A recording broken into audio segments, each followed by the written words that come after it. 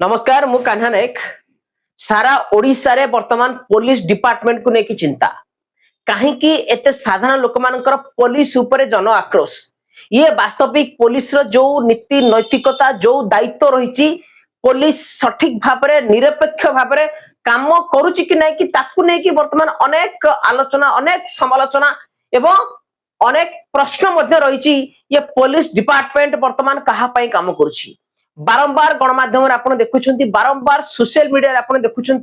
ये पुलिस वास्तविक कहार नेता मंत्री जंत्री ठिकादार कर पुलिस काम करुच्ची ना ये जो साधारण लोकटे ये जो निरीह लोकटे ये जो गरीब लोकटे को पुलिस काम करुच्ची ताकू नहीं कि वर्तमान आलोचना करबा ये किछि दिन तळे आपण देखिबे किछि दिन हेलानी आपण सोशल मीडिया टू देखंतु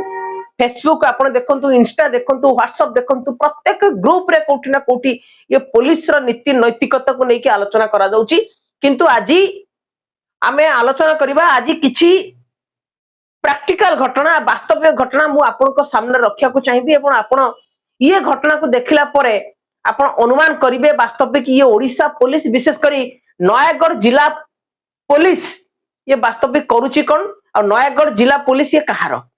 नेता मंत्री जंत्री ठिकादार एवं कलाधन थिबा कलंकित लोकों पई पुलिस काम करुची ना जन साधारण मानक पई काम करुची ये प्रश्न आज मु नुह ये नयागढ़ जिलावासी नुह ये सारा राज्य वर्तमान पुलिस डिपार्टमेंट को ऊपर पुलिस डिपार्टमेंट रो काम को लेकिन वर्तमान प्रश्न उठुची आपण देखंतु नयागढ़ जिले में जेमिति ओडो गाँव रे जन को हत्या करा गला एवं परवर्ती समय रे आपण देखिबे सेही पुलिस डिपार्टमेंट रो